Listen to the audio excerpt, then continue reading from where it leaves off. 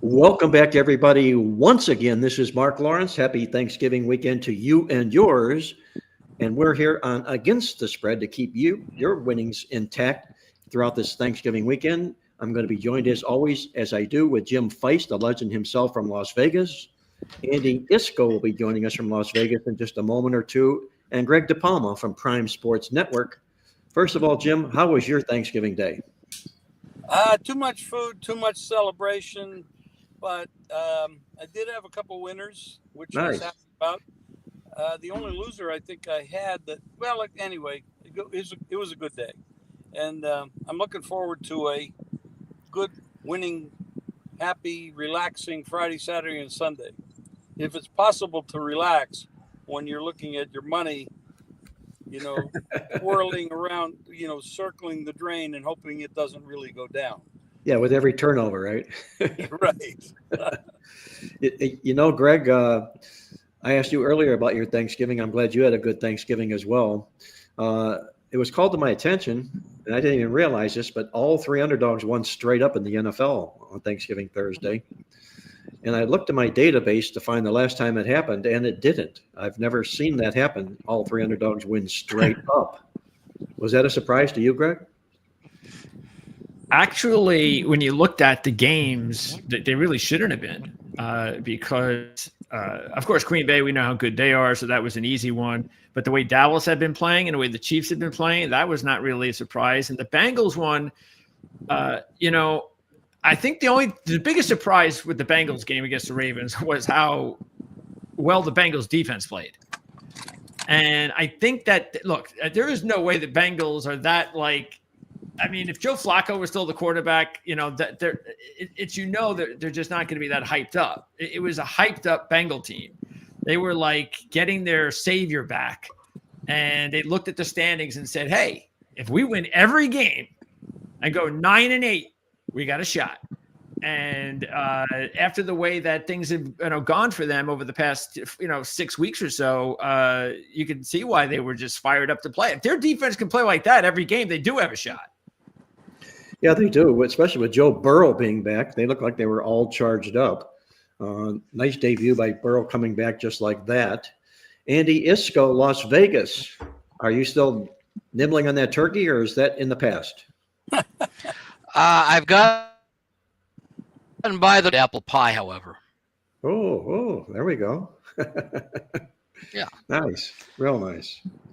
Well, guys, let's get into Unfortunately, there were more turkeys on the field than were on my plate yesterday, unfortunately. Oh boy. But you asked the question about the surprise.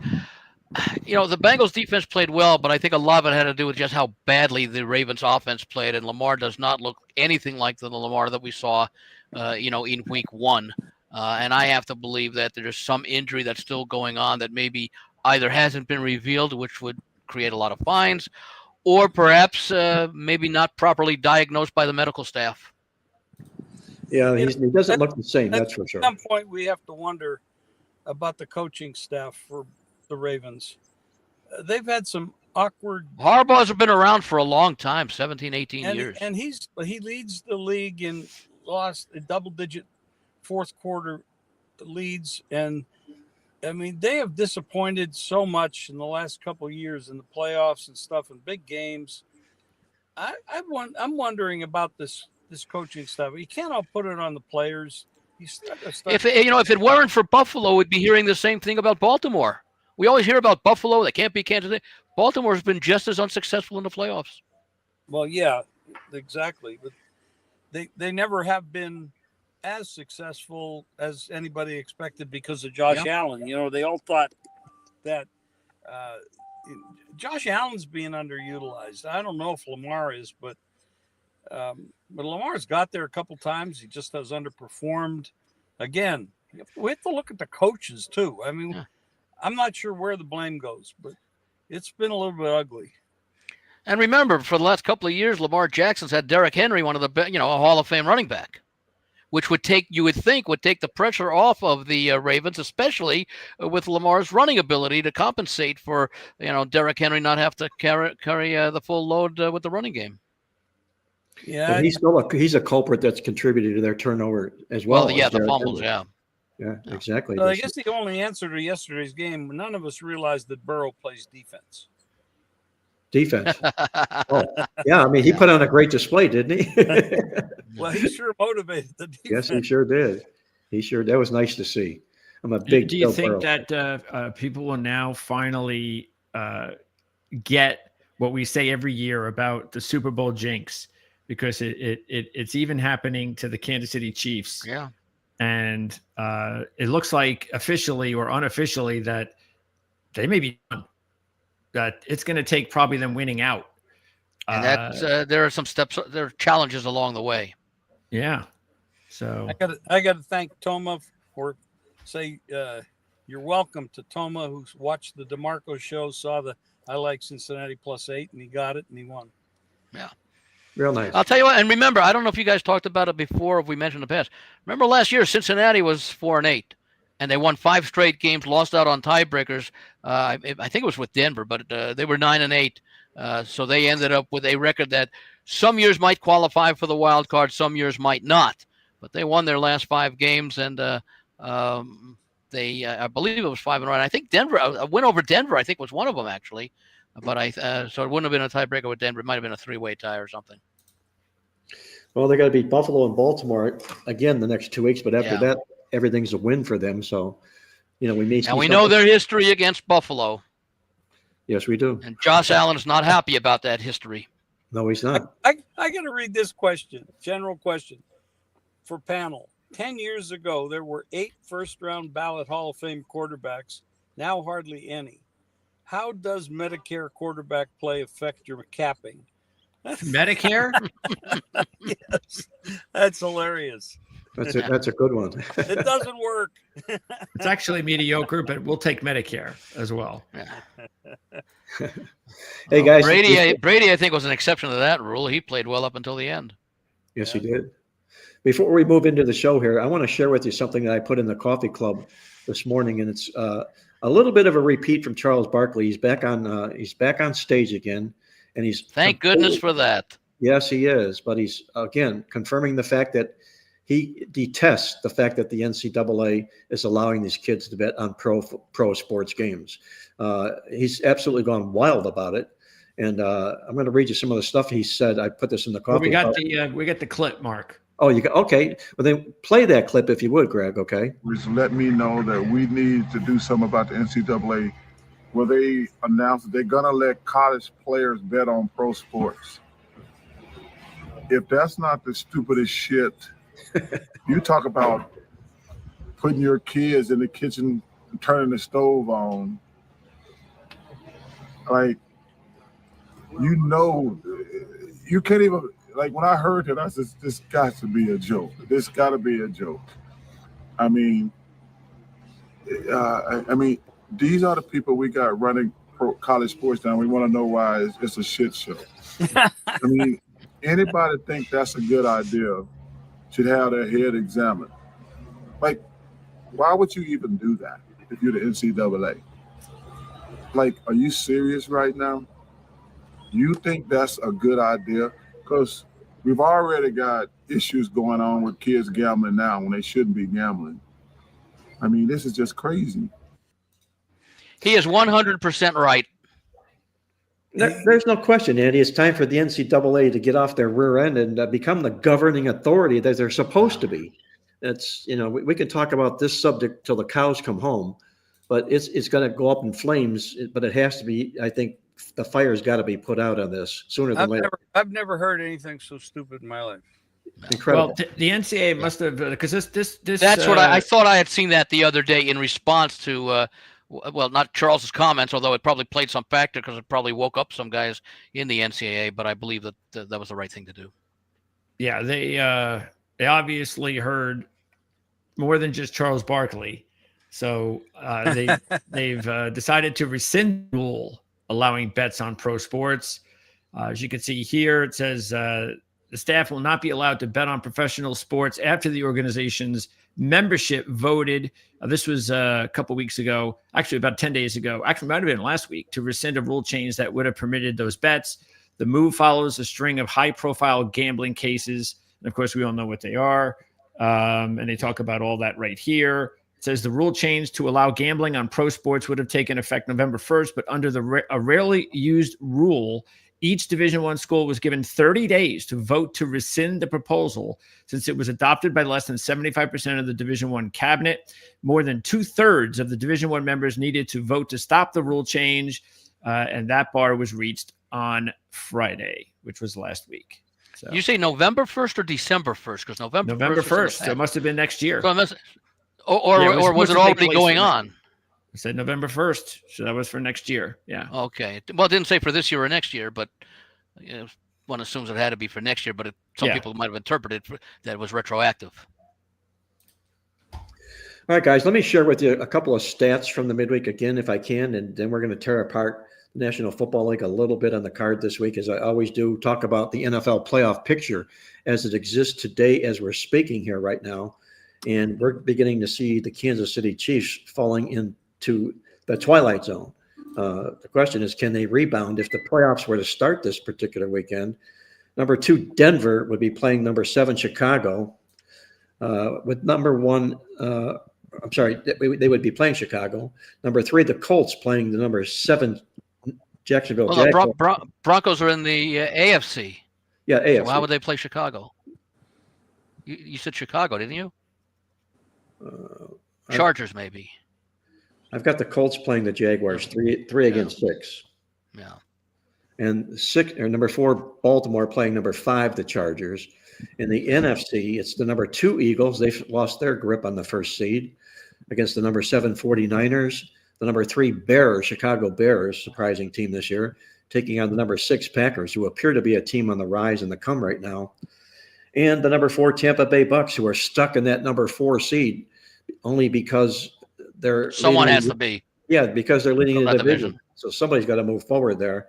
Well, that football team is in a world of hurt right now, taking on the number 5 Seattle Seahawks. Any thoughts or ideas here, guys, about what's happening as far as the seeding goes? We're seeing. By the way, what do you think that line would be? Seattle at Tampa Bay. By how much do you think Seattle would be favored? 3.5, 4? Well, Jim, you can answer this because if it was today, it would be based on Tampa Bay's condition, which has been ragged a lot because of their injuries, and it shows in the stats because they've been out-yarded 7 games in a row.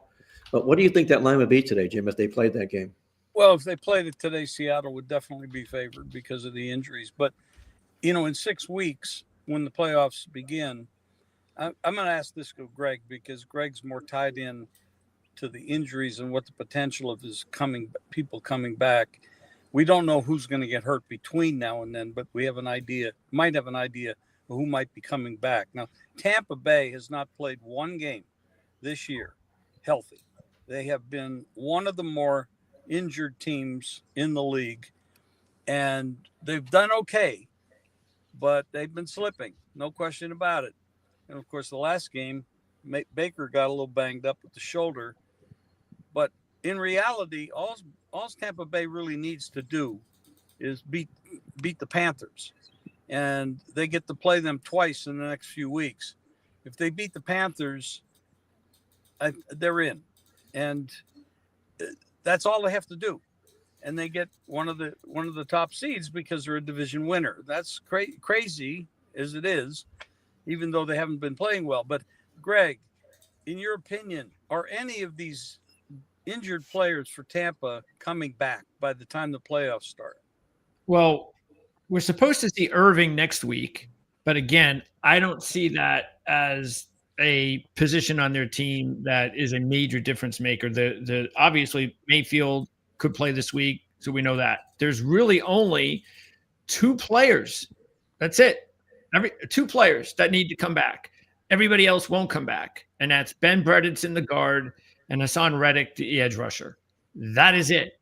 So it's Irving, Bredeson, Reddick. Everyone else who's out won't be coming back. They're playing. So they're really starting to get healthier.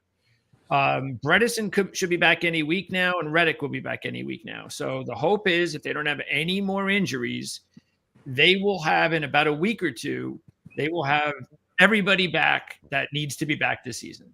And this is likely to be the matchup regardless, because the second place team in the NFC West, whether it be the Rams, who are leading right now, or Seattle, who is second, will probably have between 11 and 13 wins, and would be the team that would visit that number 4 team, which will be the winner of the NFC South. And Tampa Bay might be fortunate to get to 10 wins, assuming it's Tampa Bay or Carolina. This would be if they get healthy and they're a home dog to Seattle in the playoffs. With their pedigree, and Baker is a performer, a high-level performer. He's not going to choke. He will not see ghosts on the field, as Darnold has done in the past. I'm going to have to say this would be an awesome home underdog in the playoffs. This would be fantastic play. But might they make this a pick'em for that reason? Well, yeah, I'd have to say if I'm going to play a 4-point underdog, I have to play him and pick him as well. But that, the overall body of work would have to, unless something dramatically changes over the next 6 weeks, Seattle would have to be the favorite. But well, if it were this weekend, Jim, yes, they have to be favored going in this weekend. Absolutely. Right. Keep in mind that Seattle will have won games in a division where the Rams and possibly San Francisco will make the playoffs, as opposed to Tampa Bay will have played in a division, and we don't know what the results will be because they still have to play some division games, where the next best team might be a very mediocre Carolina team that's been outscored by something like 40-something points despite their record. And, of course, Atlanta and New Orleans are nothing. So Seattle will be on the road having faced a better set of competition to get their record, versus not just that Tampa Bay's the number 4 seed, but Tampa Bay will have played in the weakest division, certainly in the NFC. Let me ask you, Jim. Jim. If you had to pick just the quarterback, do you want Darnold or Mayfield? Mayfield. Thank you. Yeah, this is the remember we mentioned this the other day. This is the remaining schedule for Tampa Bay. They're now through with that murderous month of teams they've had to play. Right now, if you take a look at their next 6 opponents, the opponent with the best record is Carolina. Every other team they're playing has a losing record in the last 6 games of the season. And Carolina's, I won't say a bogus team, but like I say, they've been outscored by 40-something points, which is not something you would expect of a team that's playing 500 football. That has to do with the competition. Very right. Yeah, so with Tampa getting healthier and with this healthier schedule, they could easily be a 10 or 11 win team when it's all said and done. Well, does it if Baker Mayfield were to play, Jim, would the injury that he has to his non-throwing shoulder, would that weigh into your decision upon backing in this week or not? Conspiracy theorist Jim Feist, here we go. They were getting smashed by the Rams. I'm a smart coach. I'm a smart guy. Baker's been roughed up a lot because of the offensive line. It's been a long season. He gets banged up a little bit. Hey, let's sit him down. We don't need this game, and we're not going to win it anyway. We can't. And we might need the backup futures because of Baker's condition. So give him the playing time. You're right. And let's not get Baker hurt. We don't need this game, and likely is we're not going to win it. So let's put him down. And we might even sit him this week against Arizona because we don't need this game either. All we have to do is win against the Panthers. That's all we have to do. Great point. 2 big games against the Carolina Panthers will go the long way toward deciding that winner in that NFC South, unquestionably. And by the way, who's the Panthers playing the next 6 weeks? Murderers Row? Well, Tampa Bay twice. I can pop that up for you.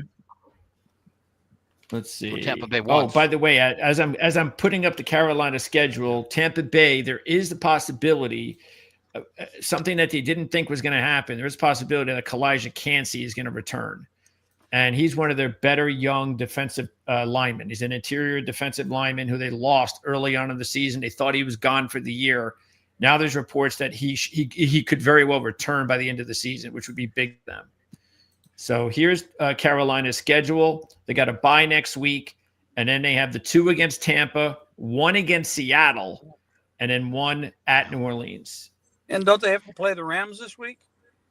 Yes. Yeah, after this week, that's what will be coming forward, right? Tampa Bay has a very, very favorable schedule. They are likely to go, and may even be favored to go 5-1 at worst.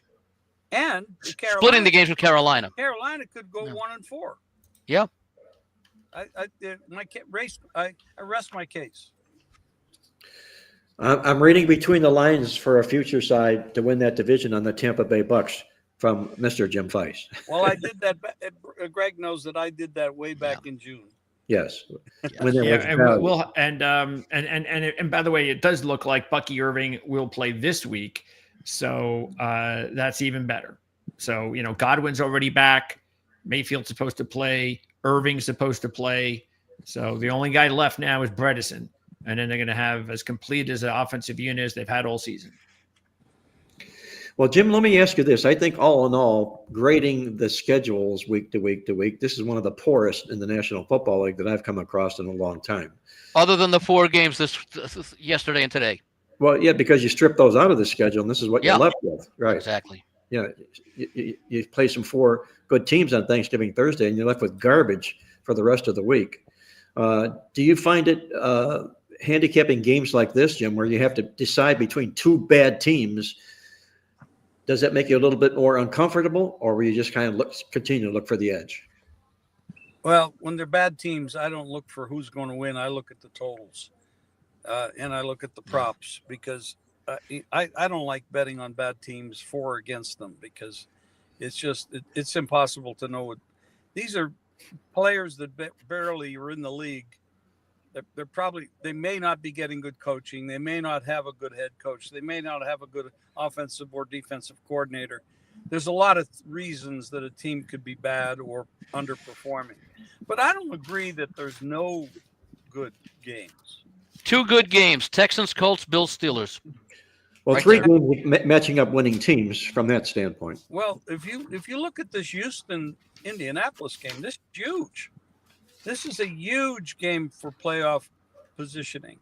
It's one of the 3, right? And you have arguably, and this is a lot of people would argue this, because they're only one of the best defenses in the league, and that's Houston. They're incredible on defense, and Stroud is supposed to play this week. Well, that sounds like a lot of love will be coming to the Houston Texans, although our producer, I happen to know, I have inside information. He likes the Indianapolis Colts. Am I correct? Well, he also likes the Jets. No, I wouldn't say that. No. Actually, I do like the Jets this week. But as far as the Houston Colt game, the thing to keep in mind, though, is that Daniel Jones is banged up now. And that's always been the knock on him. And so this has to be scaring 1 hit and he's out of the game with a broken fibula. 1 hit, he's out of the game. Colts fans are really, really nervous right now, because that means they're 1 play away from bringing Anthony Richardson back. and isn't he on IR? Richardson still? I don't know about that. I think he's ready to return. So I do know, though, that's another schedule, by the way. That Colts schedule is pretty brutal. So they better have their quarterback ready to go, because that right now, again, this is interesting. 4 of their last 6 games for the Colts are against either Houston or Jacksonville. 4 of their last 6. The 2 teams chasing them, they're going to play them 4 times in the last 6 weeks of the season. Hard to see them going 3-1. And you know what the other 2 games are? Hard to see them going Seattle 3-1 in those games. And San Francisco. This is the Colts? Colts. Wow. So just imagine, even if they lost Daniel Jones for like 2 games, that could be a death nail. I don't like giving away stuff. I mean, we shouldn't give away all our stuff, but I mean, our lawyer listeners, I'm going to give you this. I think Houston wins this game straight up. Yep. Agreed. I second that. I know Greg won't, but I do. I make that 3. What is and I played it before the news on Daniel Jones. And we don't have to listen to Greg because he's a Jet fan. I'm not picking the Colts. Jet fans. I don't know where Mark's getting this from. By the way, this is the first home game at Lucas Oil since October the 26th, 5 weeks ago. Indianapolis has not been at home. And if you look at it too, both teams actually pretty good in division play. Houston 11-2 in the last 13 straight up. And the Colts have covered 7 of the last 8 versus division opponents. But Houston's got the edge because they've beaten the Colts 3 straight times. Well, my earlier rant against the Colts is going full circle. It's coming true now, Mark. It's going full circle. They coughed up another season-high yardage against Kansas City in their overtime loss. They allowed nearly 500 yards in the football game. You just said it in the wrong week. In the wrong week, yeah. Yeah, you needed to say it the very week after that. Yeah, that's it. You know how timing is. Well, that's okay. We have it recorded. We'll bring it back. It's just a warning, a precursor for this week is all I'm saying, okay? That defense against the number 1 defense in the National Football League, and that defense is laying points. Case closed for me. Okay. You mean the defense is getting points? The number 1 is getting points from what I contend to be a rotten defense, but who I think is going to begin unraveling. They've lost 3 games in a row, or no, 2 of their last 3 games the Colts have. So, we'll see where they end up.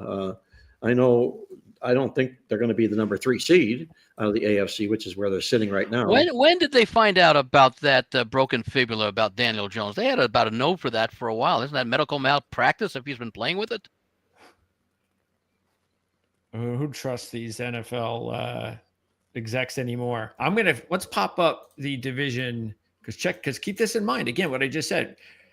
Houston, because they're a game behind Jacksonville. Okay. And so it's Indy, Jacksonville, Houston.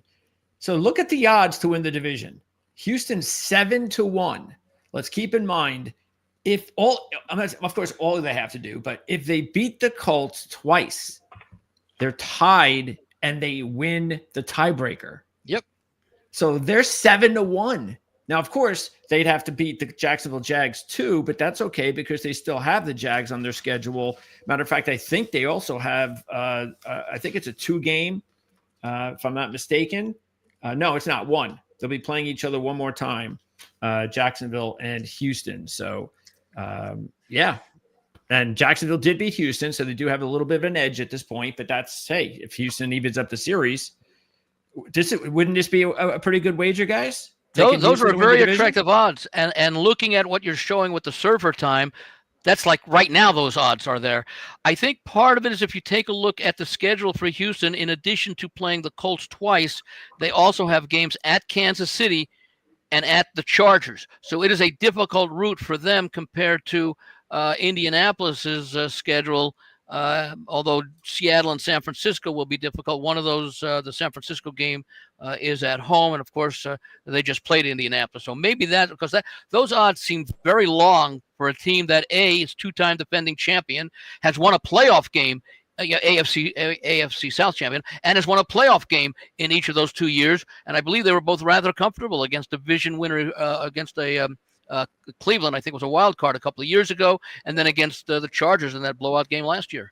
This team will be dogs in all 3 of those games, too, guys. By the way, and remember, it's also D'Amico Ryans has been an outstanding coach. This is just his 3rd year, and he's already won 2 division titles. Yeah, from a coaching standpoint, I like the coach of Houston better. Stroud, I think, is as good or better than the other 2 quarterbacks. And he's probable this week now. I'm not a big fan of Lawrence. He's been around 6 years. He's never really lived up to expectations. And Danny Dimes is having the first good year he's had. So we don't know about that either. And like you pointed out, Andy, this team has won this division.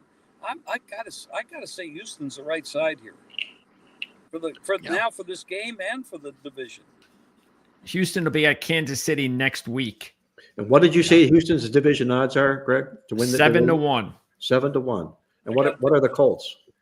-215, I think it said. Oh, there's the pure value to Houston. Tremendous. No way. -210, yeah. Yes. And then Indianapolis will be at Jacksonville next week. Andy, let me ask you this question. I know the Circa Survivor is winding down. I don't know how many people got bumped out with Baltimore yesterday. It's about 269, if I remembered correctly. And in fact, all 8 of the teams that played yesterday, because you had to play one of the 8 teams, so you had to save them in that contest. Westgate Survivor is different, and all 8 teams received some action. So obviously those who were on the Ravens lost. That was the biggest one, 269. I think 78 lost. By the way, there were exactly, I believe it was 900 who were alive going into this week. 78 were on the on the Lions. I think it was just a handful on the on the Chiefs. I think maybe one, if I remember, or a small amount, and the other one was on the which was the Baltimore. Well, yeah, that was the big one, but the other one that it's the game today that are on the 469 are on the let's see if we can make a second half comeback, Philadelphia Eagles. Andy, who would you think will be on this remaining card, or this would be its own separate week in the Circa contest? Thanksgiving week is a week all unto itself. Of the games that are being played on Sunday, who, in your mind, would be the likeliest top choice in the survival contest this week? It depends on the availability of the teams that players have already used, and I don't have that. I'll see if I can get it during one of the segments here, the availability. But based just obviously upon the line, you'd have to think Seattle at home against Minnesota and the quarterbackless Vikings would be a chance. But I think a lot of people have already used Seattle this season. You might have some support, even though it's a road game. They're just so much better than the opponent. The Rams against the Panthers would seem to be what would be a very popular pick. And you would have to think, although there's been a coaching change and sometimes you get a little bit of a bump, at least offensive coordinator change, you'd have to think a lot of people will be on the Chargers against the Raiders. Here, I'm going to give you a great survivor stat, Andy. Whether it works or not this week, it is what it is. In my database, looking at NFL teams from game 11 out, they played 10 games. You have an 800 or better home favorite playing a sub 250 opponent. Those teams are 34-2 straight up. So that would be the Chargers. No, that would be the New England Patriots. Oh, the Patriots against the Giants. Okay, yes, yeah. It would be the New England Patriots. Right, the Chargers don't have the 800, yeah. Right, that's correct. Patriots do, yeah. That's correct. So what game is it, Andy, that catches your attention on the card this week then? Well, the two that I mentioned before, the Texans and the Colts, which we talked about, and I love their defense. I got it at the 4.5 before. This is one of the plays that I knew before the week, barring any injury that occurred between then and the time I made the play, that I'd be on the Texans because I like them to win this game. They are playing like we talked about before, their experience edge is really good. He did a lot of things you've said over the past few weeks about the Colts, but yeah, this is a good matchup, I think, for the Houston Texans. Mills didn't play poorly in his few games, and so I mean, if he had to play, although Stroud is listed as probable, not normal, but probable, makes it good. The other one that caught my eye, I'll just throw this one out here because we already talked about this one.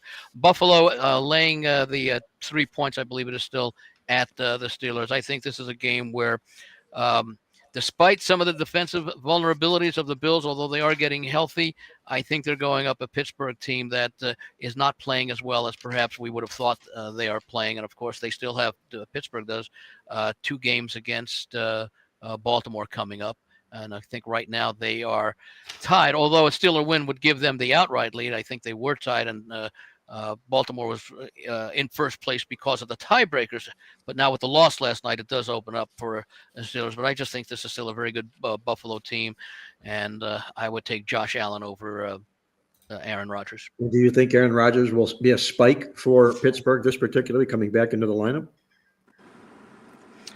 The wrist is still hurting him, but it is his non-throwing hand, so it might not be affected. I'm sure it'll be taped up, or if they want to get a little cute with some of the defensive people, maybe in a cast.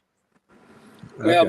it might be an issue for holding onto the ball and not dropping it, not fumbling, things like that. Yeah. It's possible. It certainly won't affect his passing, but it could affect that. And Jim, you're talking about injuries to quarterbacks. Baker Mayfield, shoulder injury, left shoulder, non-throwing. How much will that physically affect him in his play? Baker? Yes, Baker. I'm not sure he's going to play, honestly. I don't know. I think they'd be foolish to play him looking at their schedule coming up. If I were the coach, I would not play him because if you look at the metrics, everything about this, they do not need this game. And the Cardinals can put up a lot of points, which means they'll have to put up a lot of points, which means Baker's going to have to do a lot of scrambling, a lot of throwing. I would not play him. That's just me. But Toma asked the question. My wife is from Cleveland, and no, she will not be betting Cleveland. She will not be betting Cleveland. but I bet Cleveland under at 39.5, which you cannot find anymore. Well, they're all defense. We know that, the Browns. And that's for sure. Terrible weather there also. Yeah, horrible weather. That's why I moved from Cleveland to South Florida, because Mark is a very intelligent man. You traded bad weather for bad football team. Well, I think I might have left a bad football team as well. Yeah.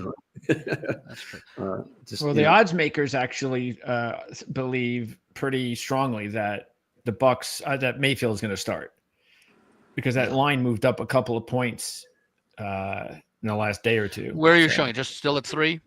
4.5. I think 4.5. Yeah. I like Jim's rationale. The Carolina games are much more important. Greg is right. I don't think they're. Well, actually, is that 4.5 now? Oh. Yes. Yeah. Yeah, and what I heard was, just from what I heard, is that the injury is about pain. And so it's one of those injuries that really just has to do with Baker. You can play, it's the only issue is, can you deal with the pain? Well, I'm showing largely here in Vegas and even at Pinnacle 3.5 as the line. There are a couple of places I'm showing Boyd here in Vegas and DraftKings at 4.5, but here in Vegas it's almost 3.5 across the board. Well, sharper lines in Vegas, but DraftKings, FanDuel, those are square joints. Right. If Buccaneers win and the Rams win, I mean that does help their situation, no question, and you don't have to worry as much about dealing with the Panthers. But this division's almost locked up. Well, what they could do is, based on, again, like you said, Jim, guessing that Carolina is going to lose is not a bad guess considering who they're playing. So I think it would be pretty safe to say, if you're going by that kind of thinking, that you would say to yourself, yeah, because even Baker said it himself. He said it this week. He said that he needs to be smart. He understands the big picture. It's about the playoffs. It's not about this week. So you are getting, from his point of view, what he's saying, almost like you're feeling like, well, maybe he's going to be smart about it. Maybe he's going to sit out. But I don't know. But you look at the game, and Brissett's played pretty well. They're putting up a lot of points. If with this line, I would have to think about taking the Cardinals. You have the Buccaneers that are banged up. They've got so many players hurt. You got Baker potentially hurt. Now we should talk about Shedeur Sanders. Everybody's putting him in the Hall of Fame because of that one pass he threw. I think we should wait on that a little bit. Who's doing that? Huh? Who's doing that? Dion. Yeah, he doesn't count. Well, Kendrick Perkins, did you see his comment about Shedeur Sanders? Yeah, I don't think he counts either. I did not. He thinks he's the most valuable black athlete playing the game today. Oh, my Lord. Someone shut him up. Yes. Really? By the way, as far as Baker Mayfield goes, he is being smart, and the Bucks would be smart, because keep in mind, they have 2 games, although it's in week 16 and 18, against Carolina. They win those 2 games, they're in. I would not want to risk injury and not be available for those 2 games. Now, assuming he's healthy before then, of course, you'd want to get him in there before. But yeah, the game this week, against a non-division conference foe who's not threatening for a wild card, basically does make this game not worth taking that risk. And again, you get a chance to play a backup quarterback who you might need in some situation. Play him in a situation like this. Exactly. Speaking of the weather, there is one weather game in the NFL. It's not snow, even though there are some potential snow games or potential rain games. But that eliminates Dolphins and Saints. Yeah, the one rain game though, and there is some rain possibilities. That's definite, is going to be the Jet game, And they're also talking about 42 and cold. So you got an indoor team in Atlanta going to the New Jersey, playing in the rain and the cold. So that, and also with a 38-year-old quarterback trying to play in that weather. Well, So, Greg, Cleveland has really bad weather. It's snowing there right now. Yeah, they're saying that the forecast for Sunday's game, though, is just a chance of snow. But the wind is going to be high. They're talking about 20-mile-an-hour gusts. Well, that's the biggest issue. You got 20-mile-an-hour. You got a rookie, very, very young quarterback, and you got Purdy, who doesn't like playing in wet weather. He doesn't grip the ball well. Now, we saw last week in dry weather, he almost threw 5 interceptions. He did throw 3 successfully. Threw 3. He tried to throw 5. Hey, guys, let me jump in here. I just found that quote by Kendrick Perkins. I want to read it to everybody. He's sort of a man of his own opinion, that's for sure. But he was doing a podcast, and he stated, Shedeur Sanders is the most powerful black man since 2009. You know what happened in 2009? That's when President Obama got elected in office. He's the most powerful black man since 2009. I ain't ran across one black person that said one bad thing about Shedeur. Not one. Because he has the balance. And I'm not arrogant. I'm humble, is what he said. He goes on further to say, and he has some fun with this shit. He's the most powerful black man in sports. Matter of fact, he's the most powerful player in sports. That was Kendrick Perkins on Shedeur Sanders. Did they drug test him right after the quote? Yeah, I was gonna say. I mean, come on. There are a few people.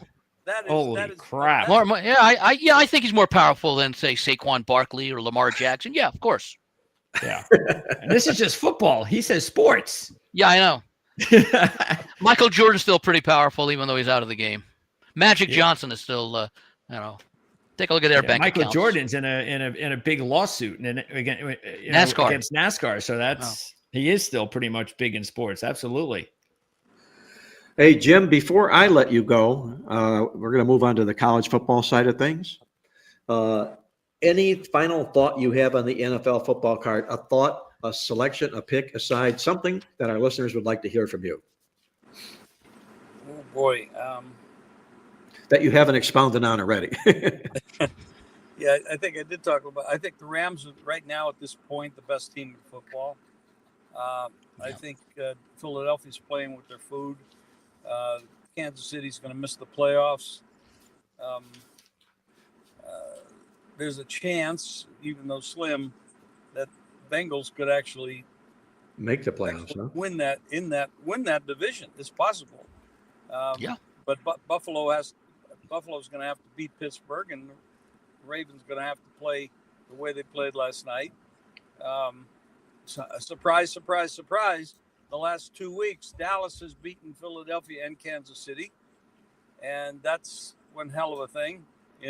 Since they were both in the Super Bowl last year, and this is the team that gave away a great player and were criticized the hell about it, but they played pretty damn good. Dak is playing at an MVP level, no question. If he doesn't win the MVP, he should definitely win the comeback player of the year because he's playing out of his mind. There's a lot of interesting stories.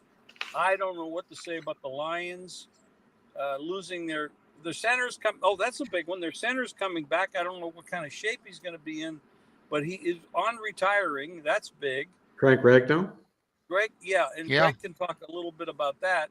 But they did lose their offensive and defensive coordinator, and it's really showing a lot.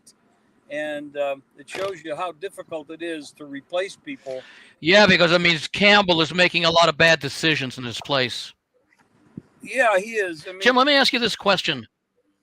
I want to ask, and Greg and Mark as well, how much, if any, do you think the impact of Kansas City getting blown out in the Super Bowl the way they did has carried over this year, either to their play or in opponents being able to take a look and exploit some of the vulnerabilities that Philadelphia exploited in the Super Bowl?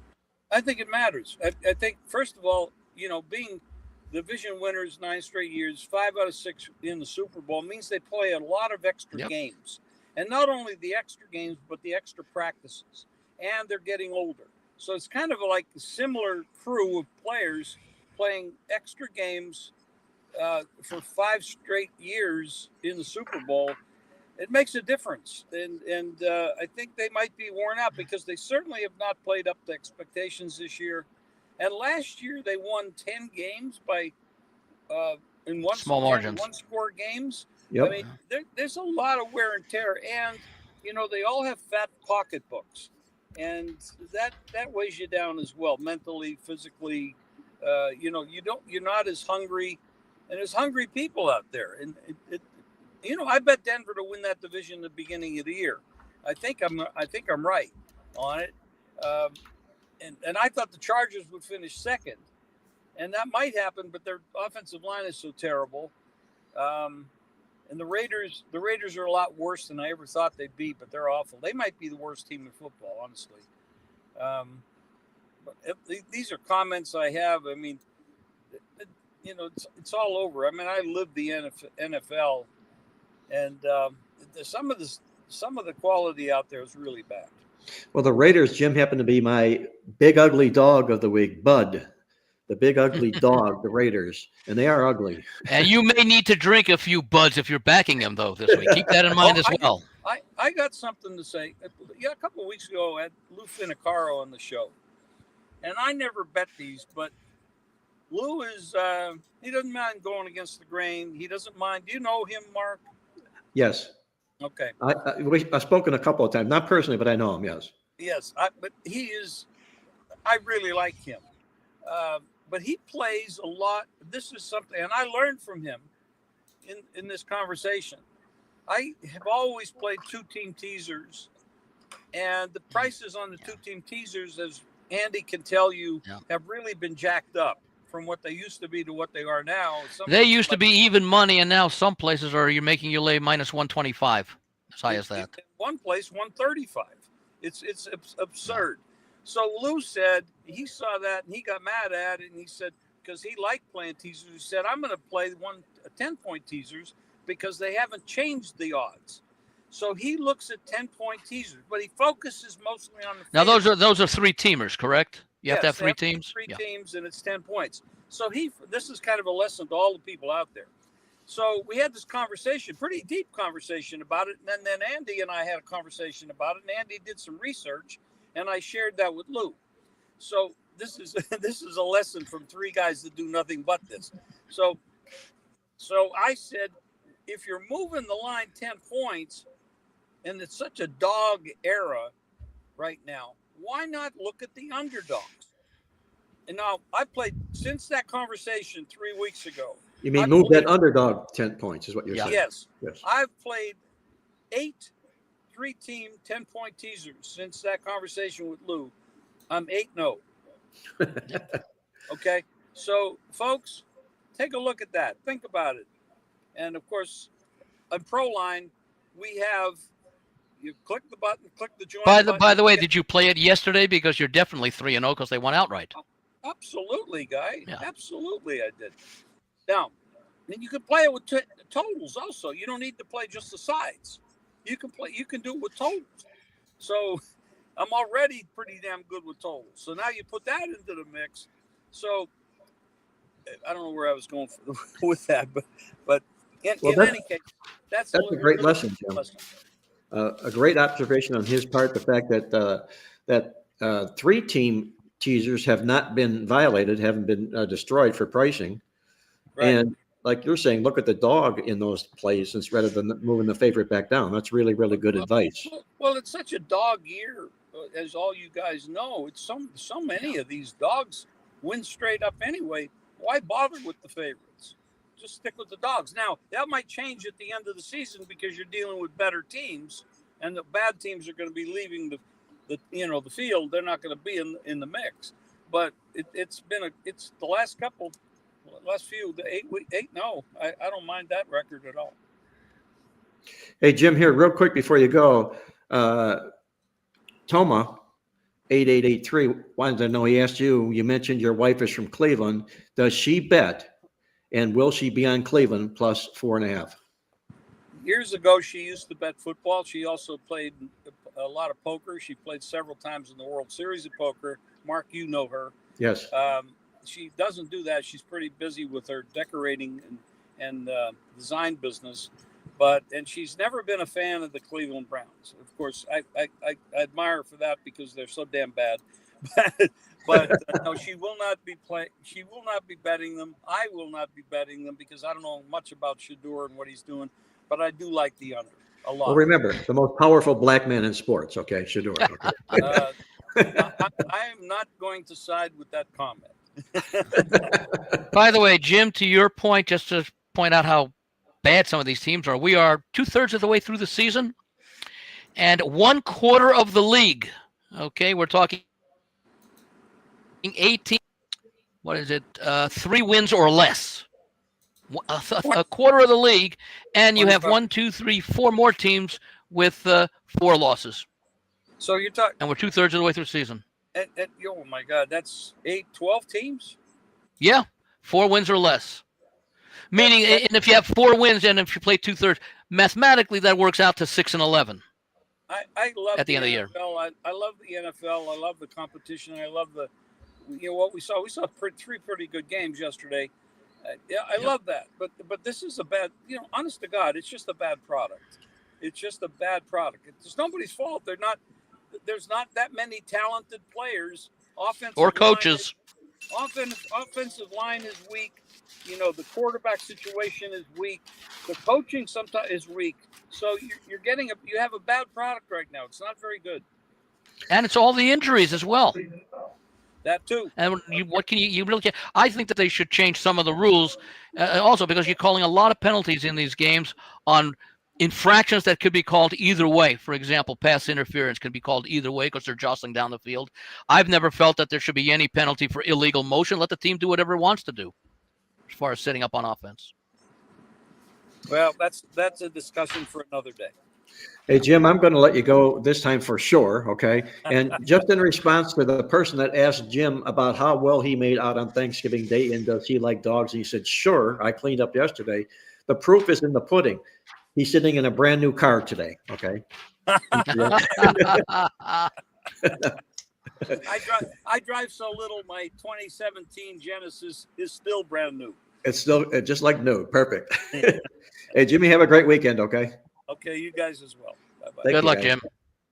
That was Jim Feist joining us from Las Vegas. Just nothing but pearls of wisdom coming from him. He's just absolutely a terrific handicapper and an even better person, guys. Yeah. So let's move it on now to the college football side of things, where it is the last full final week in college football this football season here. I shed a tear because we're going to be missing college football, but that tear dries up right away because there are no longer 18-hour workdays for me putting a football newsletter together for college football. There won't be any games, which kind of makes myself and my wife Colleen feel pretty good about all that. But nonetheless, let me get off that soapbox there. Let's talk about the college football, what's most important in our minds right now, and that's the college football rankings and how important they are and how important some of these games are this particular week. Greg, what do you find to be the most attractive or intriguing game from a college football playoff standpoint on this week's card? From a playoff standpoint, I would have to say it could be this one. The biggest game of all, Ohio State, Michigan. But if I'm going to be unbiased, I'll say Alabama, Auburn. Just because of the fact that it's incredible to think that if Auburn upsets Alabama, that Alabama would be knocked out of the playoffs after the way it looked just a few weeks ago, where they could have been looked at as the team to beat for the national championship. So that's how important that game is. And the Iron Bowl is such a, it's probably the second biggest rivalry in all of college football next to Michigan, Ohio State. A lot of it has to do with also the fact that just like what we've seen with Michigan upsetting Ohio State 3 of the last 4 years, even though Auburn hasn't done that, they sure have scared the hell out of Alabama in recent years. Especially at home. Yes, at home. Yes, 100%. Good point there, Andy. And that's where they're at now. The only thing is that for a betting perspective, there's not a lot of value this week with Auburn. That's the difference. In the past, you used to get 10, 13, 3-4 to 1 on the money line. Now it's just 5.5, 2 to 1 on the money line. So it's not like a big number. But yeah, to answer your question, I think that's the one, because it would open up a door and a spot for other teams. Also, you got to keep in mind teams like Miami, Utah, who won today, even Vanderbilt, who has the game against Tennessee. Those are 3 teams that are rooting hard for Auburn, LSU, and I think there's another, Washington over Oregon. Even though there's only 2 losses, that could knock Oregon out. So if they can get some upsets this week, Miami, Vanderbilt, and Utah, and BYU, depending on how things go in the Big 12 championship game, if they get there, that'll make things a lot easier for them to get that path to the playoffs. Let me ask you this, Greg. If Alabama gets that 3rd loss, I'm gonna pose the question 2 ways. Do you think they will miss the playoffs if they have 3 losses? And would that be different if it were still Nick Saban coaching this team with 3 losses? That's a great way you split that up there, Andy, because Nick Saban would have a heavy influence. But go ahead, Greg. I'm sorry. I think what hurts them is the look. If they were to lose to Auburn, and they also have a Florida State loss on their roster, on their ledger, they're out. Those are not good losses. Those are losses to 2 teams who may not be even. We know Auburn's not going to a bowl, and Florida. Well, State if they win this game, I think they do. Aren't they 5-6? Auburn. Yeah, again, Florida. So I think so. Yeah, they are correct. Yeah. So, but again, the point is that those would be bad losses. So you can't, even with Saban, there's no excuse. Nobody's going to be. Last year, you had a better argument for Alabama than this year. Again, that all depends. Because BYU needs to keep winning. Miami, Utah, has already cemented themselves in a spot. Vanderbilt's got to beat Tennessee. So if those teams win and force the community to look at Alabama and say, well, there's other teams with better records and better resumes. Alabama has no shot. And Mississippi won today, so rather handily. Yeah, they're in. So, yeah, that's one spot. By the way, Mark or Greg as well. As far as Alabama-Auburn goes, considering Auburn needs a win to become bowl eligible, and I would think a lot of the staff, even the interim coaches, have some bonuses for that. How about the motivation for Auburn money line, as far as Auburn would accomplish 2 things? They'd become bowl eligible and knock Alabama, their biggest rival, out of the college football playoffs. That would make it a successful season in Auburn, Andy, this year, unquestionably. And that's exactly what they're aiming to do in this football game. They've given Alabama fits when they played host in this series, in this Iron Bowl. And it wouldn't surprise me at all to see an upset by Auburn in the contest. Bama could choke up a little bit. The collar could get tight, which leads me to my next question here. It's my contention that there will not be a 3-loss team in the college football playoff. Not one. So if they lost Alabama, they'd be 3 and out. If Oklahoma loses, they'd be 3 losses out. If Miami and Florida, they're basically on the 12th spot there, they'd be out. Do you guys see any 3-loss team making the college football playoff this year? No. Yeah, I can't see it. I don't have the numbers in front of me. I mean, again, you would need these right here. You would need these 2-loss teams to lose. Yeah. You need Miami to lose. You need Vanderbilt to lose. You need Michigan to lose.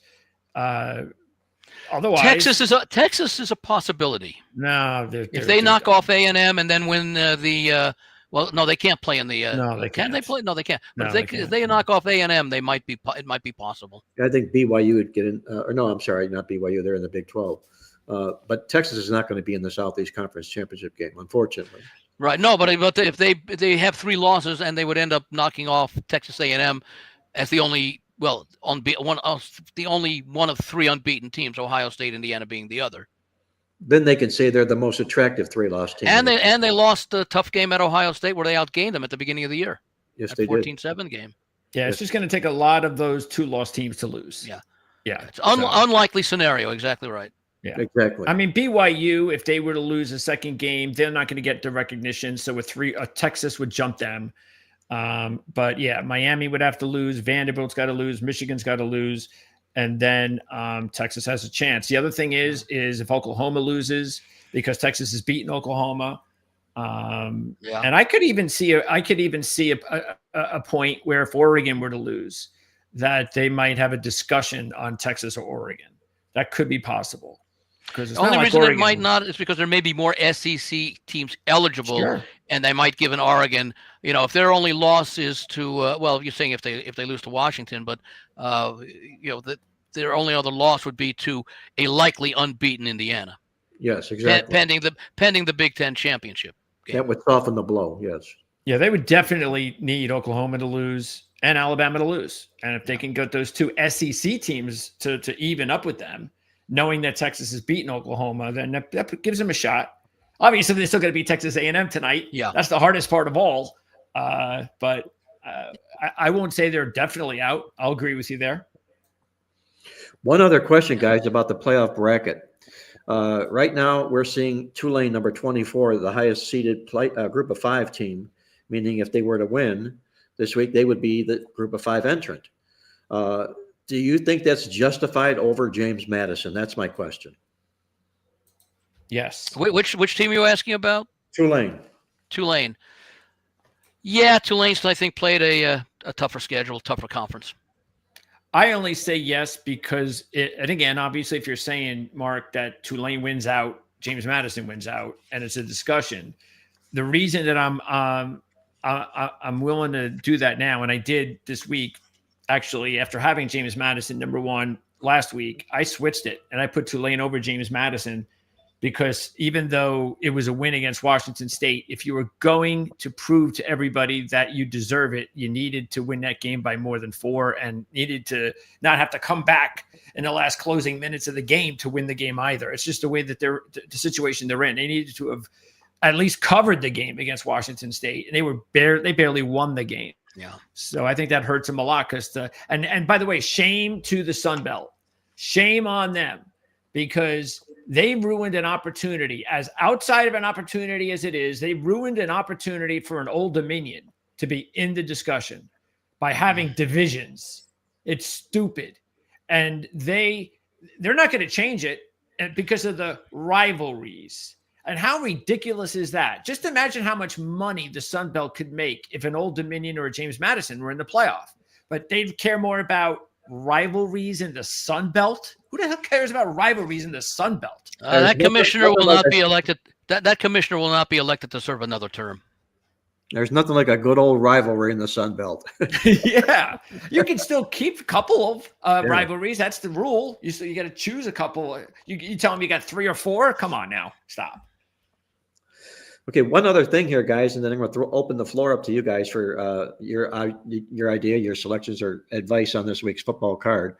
But going into this weekend, we're taking a look at what we had 19 teams that were 5-6 going into this week, meaning they all needed 1 win to become bowl eligible. I'm going to run these down real quick for our listeners out there. And you guys expound to me on which football team you'd be most surprised that didn't win their 6th game. That did or did not? That did not. Okay. In the AAC, Temple and Rice. In the ACC, Florida State. In the Big Ten, Penn State and Rutgers. In the Big 12, Baylor, Kansas, and Kansas State. In the MAC, Buffalo. In the Pac-2, Washington State. In the SEC, Auburn, Kentucky, and Mississippi State. And the Sun Belt has the most. Appalachian State, Arkansas State, Georgia Southern, Louisiana, Marshall, and Texas State. Which of those teams do you feel would be the biggest surprise if they do not win their 6th college football game to become bowl eligible this week, Andy? What do you think?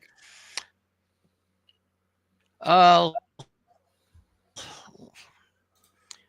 think Kansas already won their 6th game, right? I'm sorry. They lost today. They were Natalie there. Yeah. Kansas State, aren't they? What, about 17 or so against Colorado? Yes, they're a heavy favorite. I think that's the biggest of the ones. Yeah. If I were not taking a look strictly at point spreads, I'd probably go with Penn State over Rutgers. Just on, long series history. They're playing extremely well under the interim coach.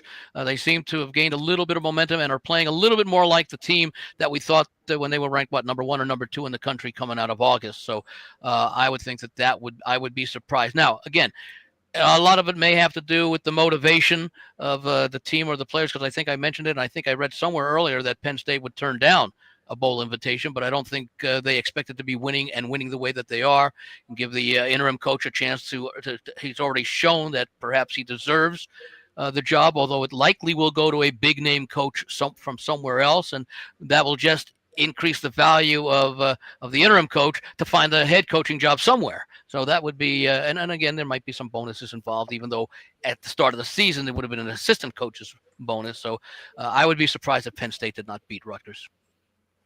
I would be too as well. Greg, who would you think would be the team that would surprise you if they don't win the football game this week? Washington State. No way they're losing to Oregon State twice. That's the other one I had in mind, by the way. I'm glad you picked that up.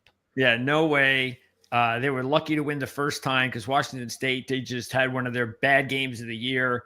Nothing went right. They couldn't move the ball. And what did Oregon State do the very next week? They lost to a winless Sam Houston State as a 20-point favorite, and then lost to Tulsa after that. So Oregon State, who has a new coach, by the way. I've never heard of this guy before, but I hope he's a really good rising assistant coach. He's the interim coach who replaced the head coach, right? No, it's actually they're going with the Alabama assistant. Yeah, they just coach. Yeah, right. He's going to replace the interim coach who replaced the guy who didn't last the year. Yeah, so hopefully that was a good hire. But yeah, Washington State. I mean, just imagine that year they had. I'm going to tell you right now, Greg. I'm going to lead you into this. Tell the people what Washington State did this year when they stepped up in competition and had to travel across the country, I think 3 times. Yeah, they had a fourth quarter lead against Ole Miss, Virginia, and James Madison. And they were all 1-score losses, as it turned out. And those are like 3 playoff teams. Yep. Potentially, all 3 of them. And they had the lead against those teams and couldn't close the deal. And they only have, like you mentioned, Mark, 5 wins, so they have to win this game for bowl eligibility. They are not getting swept by Oregon State. Matter of fact, I think they're going to just kick their ass tomorrow night. Washington State is going to offer a challenge to play those 3 teams again, but it has to be a 45-minute game. Yeah, well, it would be better if it was actually more of a neutral site game. That would be better. Unfortunately, that's the thing about the bowl season that sucks. Like, it would be nice. Like, Washington State goes to a bowl. Okay, well, pit Washington State in a neutral site against a good team. Let's see what they would do, but they won't. They'll probably put Washington State against some team, some crappy Sun Belt team. Yeah, it's just, I hate the matchups in the bowls so much. I just can't stand them. Well, you could say that Washington State's faltering a little bit in that they're 2-4 the last 6 games coming down the stretch. But you guys brought out a great point. Every one of those losses was a 1-score loss. Oh, and by the way, they blew out it was at home, a team that a lot of people were betting on that week, but one of the better teams in the group of 5, Toledo. Yeah, and I was actually surprised they were a dog in that game, but they were. And that was what, 20-3 or something? It wasn't even close. I think it was maybe even greater than that. Maybe 30, 33, 28-7. Yeah. And when they lost to Oregon State, their kicker missed like a 30-yard field goal at the end that would have sent it to overtime. So, well, my answer to my question for you guys would be what you just hit on. Okay, I think Washington State and Penn State would be the 2 choices that I would be most stunned if they didn't win. And the overwhelming case that you guys just made for Washington State clinches it. It has to be Washington State. If they don't win, it would be the biggest surprise in the college football card this weekend. Well, 2 other reasons to support that versus Penn State is A, it's a bigger point spread, and part of that is Washington State's at home. Penn State is on the road, even though they may end up ultimately having more fans at Rutgers than Rutgers might. True. Absolutely. Yeah, it's been a very strange year for Rutgers because for the first time in my entire life following Rutgers football, they actually have a potent offensive team. But they've got 2 NFL receivers. They've got another 1,000-yard running back. They've got experienced offensive line, even after injuries. I mean, they had injuries, or else they would have had even a better offensive line. And on the flip side, it's the worst defense Greg Schiano's ever had at Rutgers. Now, they've been a lot better since he took over the play calling. I think what happened was Joe Harasimiak, who was a really good coordinator for them, took the UMass job. And by the way, went winless. So hopefully they'll kick him out of UMass. He'll come back to Rutgers. I'll be happy. And he decided, I don't know, maybe I think it was because he couldn't find the right coach. So he went and got this coach who had coached under him before, Rob Smith, who was terrible. But because he knew him and it was easier to bring him in, he did. And he was so bad. And then he just took over the play calling duties about 4 games ago. So the defense has played better. Matter of fact, I mean, all you do is look at the game last week. I know there was no 2 starting wide receivers for Ohio State, but it's 10-7 game in the third quarter. So that's because Schiano took over the play calling. And what's interesting is that both teams are playing to become bowl eligible. Yeah. So it's a regional rivalry and a postseason berth rivalry. Okay, guys, let me share with you guys and the listeners out there something I did on the midweek alert again this week on the back page. And I went back and looked at what the lines were before the season began and what they are this final week of the season on these 10 most popular games this week. And you'll see some variances in here. And I want to ask you, of these 10 games, when I read what they were and what they are, which one stands out to you the most? Early line, Alabama-Auburn. Alabama 6.5. Line today, 6.5. Florida State. Florida was a 3-point favorite. Now they're a 1.5-point favorite. Georgia Tech. Georgia -14. They're a 14.5-point favorite. So far, the lines have held true in those first 3 games, but here's where it gets a little bit choppy. LSU Oklahoma. Oklahoma was a 3.5-point favorite. They're laying 10 in this football game this week. Ole Miss, Mississippi State. Ole Miss was a 10-point favorite. And I believe they went off at 7. Is that the line that went off? At 7.5. Okay. Ohio State, Michigan, the Buckeyes 4.5. It's now 10.5. Oregon, Washington. Oregon was a 10-point favorite. They're 6.5 in this football game. Tennessee, Vanderbilt. Tennessee -7. Right now they're 3 against Vanderbilt. Texas A&M and Texas. Texas was the 2.5-point favorite. Now they're the 2.5-point underdog. And finally, USC and UCLA. USC was 20.5. Now they're 21.5. So which of these games that I just mentioned, you guys, of the 10 surprises you the most at what line we're seeing now, as opposed to what we saw early in the season, and is it justified? Well, I can make a case for all. I can make a case for the Alabama-Auburn game not moving, considering the success that Alabama's had this year relative to Auburn. However, Auburn's recent play perhaps keeps this line a little bit low, but that still seems a little bit low based upon the overall resume of the teams. And maybe the other one is similarly UCLA and SC. Now, that was a very, very high line to begin with, and I'm surprised that it hasn't moved up a little bit, or, maybe I'm more surprised at what the line was back in August, because when you take a look at the play, SC's pretty much done what was expected of them this year. Mostly, a lot of good things. Notwithstanding the blowout loss at Notre Dame. UCLA played horribly. They made the coaching change. They played well, but then they've gone back to playing largely like they did earlier. So I would have thought that there would have been some adjustment. But maybe the reason that we haven't seen the adjustment is maybe it was because that line was so high back in August. I don't know that I would have made that, in that kind of rivalry. We expected USC to be a good team. I don't know that we expected UCLA to be as bad as they were in September. Very good. Greg, I think it surprises me actually more knowing this, that the 2 teams that played on opening day, Ohio State and Texas, when they played, everybody looked at that as, what was it, 1 versus 3 at the time, I think. And everybody was like, these are 2 of the top teams. This could be the championship game rematch. And yet the Buckeyes were only a 4-point favorite over Michigan, and Texas was only a 2-point favorite over Texas A&M. Because I don't think anybody thought Texas A&M would be this good. And I don't think there's any, and look, Michigan's 9-2. This is about as far as I think Michigan should have gone this season. What do they think? They'd be 10-1? I mean, the youngest team in the Big Ten? Come on. So I'm actually surprised that those lines were where they were at.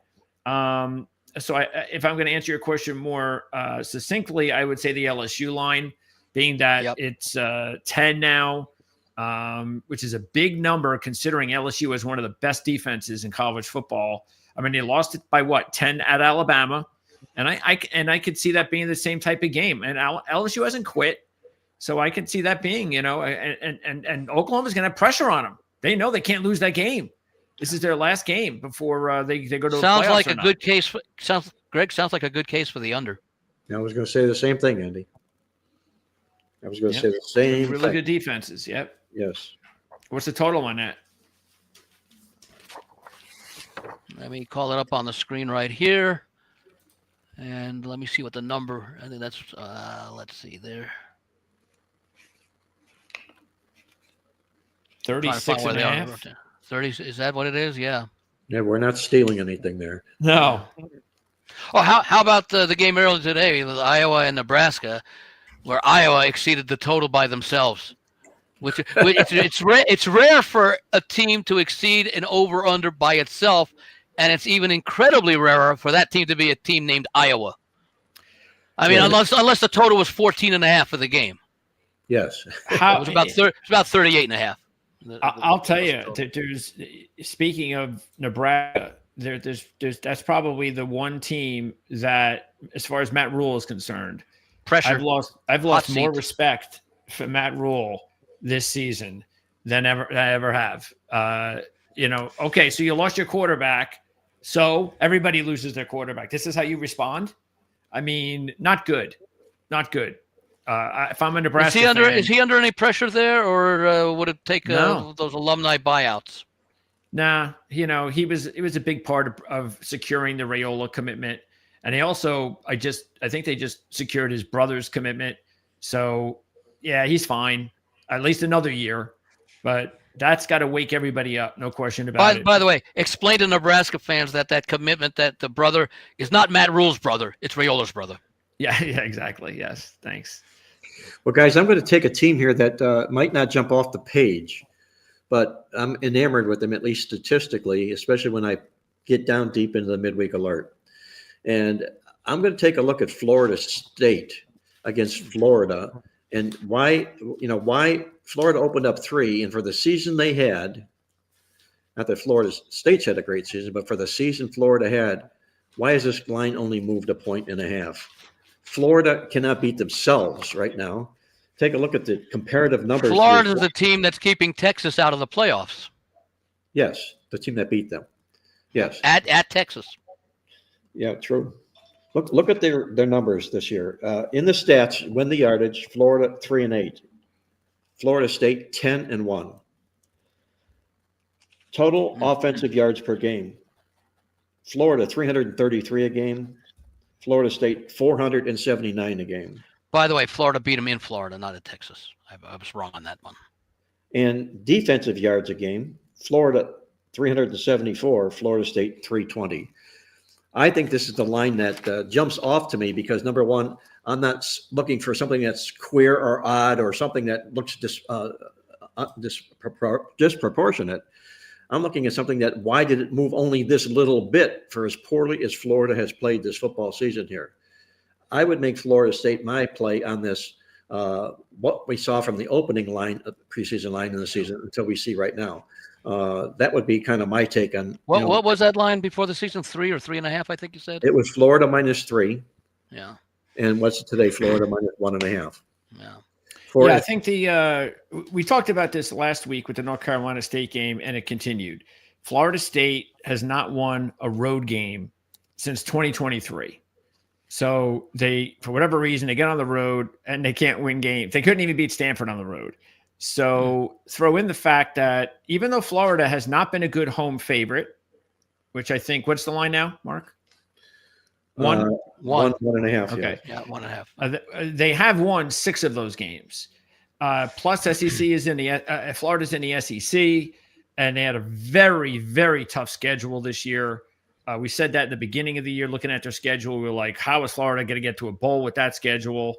So I would think those are some of the reasons why, and they're at home.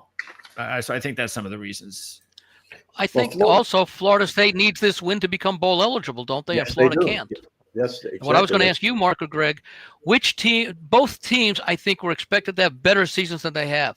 Which team do you think has underachieved more, Florida or Florida State? Underachieved more? Yeah. I guess Florida, based on probably. the numbers that Mark pointed out with those huge statistical edges that Florida State has, you'd have to I say would Florida. say Florida But then because again, the competition you have to consider. well, Florida Conference. won 8 games last year, so what they're doing Yeah. this year has been atrocious. Florida State won 2 games last year, Yeah. and they've already won 5 this year. So, Yeah. using that as the scale, they've more than improved, at least from a win-loss standpoint. But so I would say my answer would be Florida. Would be the most just unappealing of the Yeah, two. I was trying to locate what the season win totals were for both of these teams. Florida State, again, like we talked about before, I think Florida State's bad season last year, maybe it was that head to the playoff the year before when they were unbeaten or something like that, and they may have just never I'm recovered. looking in the playbook preview guide now, Andy. For the college preview, we had the season win totals on every team. I know you had it for the NFL teams. I was trying to find it just now. Yeah, we do in the college too. It's Okay. like page 248 back in there. Okay, I see.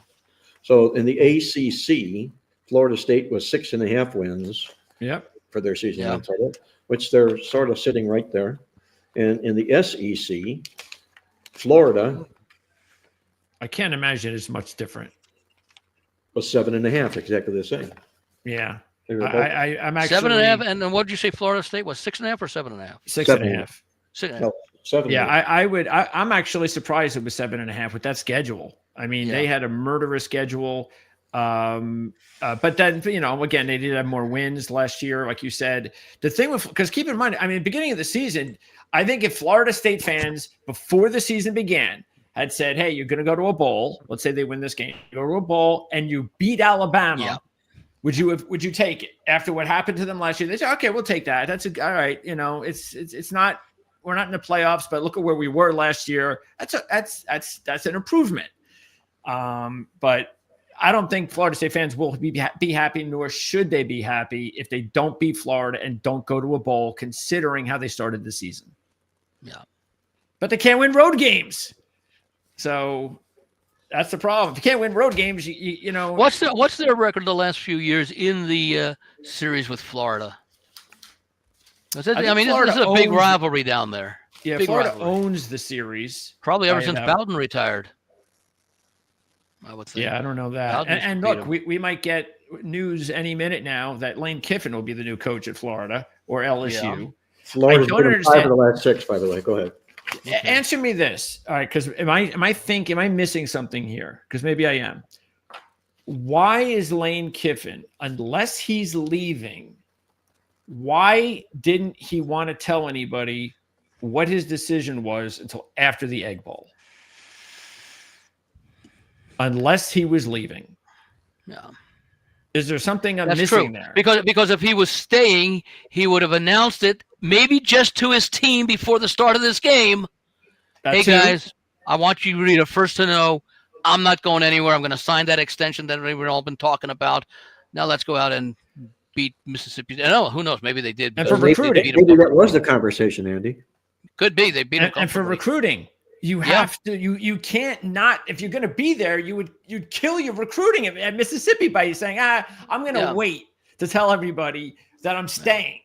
Yeah. So he has to be going. He has to be. Now I know there's more people who believe he's going to LSU. Yeah, LSU versus Florida. Yeah. Yeah, and I'm actually surprised by that. But I think if he makes his decision, it's going to be on one decision only, and that's the fact that where am I going to get more money? That's it. Not for him. Yeah. But for the portal. Where am I going to be able to? Or so there for has both. to be there has to be a bigger budget there at LSU than Florida, if that's the case. So I do want to answer a question for DBK regarding Navy, who won last night. The fact is that Navy has a very small chance, and it's not looking good because the only way Navy gets into the championship game, they need a loss by either the heavy favorites, North Texas or Tulane. And North Texas. And South Tulane, Florida? Oh, excuse me, Tulane just happens to be playing like one of the worst teams in the FBS, Charlotte. tomorrow. Charlotte. Yep. So if anything, I mean, the game that's going on right now is the Temple game, and Temple, because they need a bowl, that would have been the game. But I mean, it's 5:30. It's 2 hours after the game started. I haven't looked at the score, but I'm afraid to look at the score if I'm a Temple fan or a Navy fan. So, which would, by the way, be a nice story. You don't know the score. I'm not going to mention it. Yeah. You know, it'd be a nice story if North Texas did get in there. The Mestamaker kid is a really great story. And I don't know if you guys know the story behind Mestamaker. He's a kid that started the season before the season began as the he came in, I think it was last year, I should say, as the 6th quarterback in the depth chart out of like 6 quarterbacks. And he worked his way up, and then there was an injury here or there. And then and then the guy left, who actually happened to be Chandler Morris, who took the job at Virginia, and the bowl game opened up, and he got the bowl game, and he had an awesome game in the bowl games. The first start he had ever made in college football was the win in the bowl, was the loss in the bowl game. He played really well, and he's had a monster year. So it's a really great story. You know, he's not like a highly recruited kid, but he worked his tail off. He went to these like quarterback camps, you know, and he's just really done his part. So I think I think that'd be a nice story to follow if he made the little cherry on top of that is that what we read a couple of weeks ago when North Texas cracked the top 25, I think the first time since 1959. Yep. Yeah. That's a remarkable achievement. Those are the good things. That's what we want to see. We were sick of the same old teams all the time. So, I mean, there's a lot of other drama going on this week too with same old. I mean, you got San Diego State, New Mexico. That's great to see if either one of those teams are in the championship game. Western Michigan's in the MAC championship game. What a year it's been for Kennesaw State, where they came from last year. Now they have a chance to go to the championship game with a win on Saturday against Liberty. So that's good. Those are the stories, the portal stories, the Virginia story. Those are the stories that you like to hear. It's some of the other stories that drive you insane. So, well, guys, this has been a blast. Really a good show, especially Thanksgiving weekend when there's a lot of real good football. I want to remind our listeners out there that the Proline TV channel, if you like what you're seeing, click on the join button. You'll find Jim Feist, myself, and along with Andy and Greg on our bundle perks. Click down below on the screen.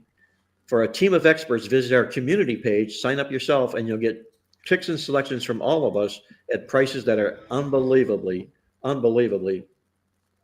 wholesale. Okay, that's all I'll say, wholesale. Let's put it this way, Mark. They'll have to do a double take because they won't believe what they see the first time they look. That's exactly right. Okay, guys, I'm going to roll out of here. Thank you, Greg. Thank you, Andy. You guys have a great rest of your Thanksgiving weekend. And for Jim Feist, also from the Against the Spread podcast, this is Mark Lawrence, reminding you to always remember to bet with your head, not over it, and good luck as always.